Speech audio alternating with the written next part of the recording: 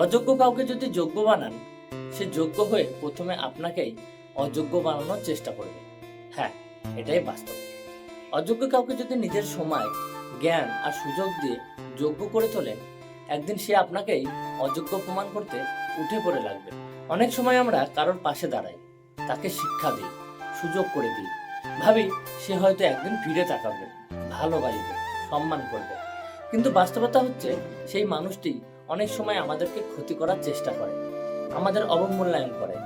যোগ্যতা অর্জনের সঙ্গে সঙ্গে যদি নম্রতা না আসে, তবে সেই যোগ্যতা অহংকারে পরিণত হয়। আপনার অবদানটা তখন তার চোখে পড়ে না, অযোগ্য প্রমাণ করার খেলায় নামে, আপনাকেই অপমান করে, ভুলে যায় তাকে জায়গা করে দিয়েছিলেন আপনি। এটাই বাস্তবতা, এটাই মানুষ চেনার স্কুল।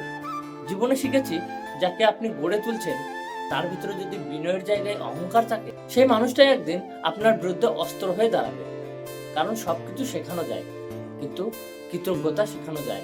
অতএব যাকে সাহায্য করছেন তাকেও বুঝতে হবে, যে হাত তাকে উপরে তুলেছে সেই হাত থেকে কাটা কখনো বুদ্ধিমানের কাজ নয়। আর যারা সাহায্য করছেন তাদেরও উচিত বিশ্লেষণ করে, বুঝে, উপলব্ধি করে তবেই কাউকে গড়ে তোলা।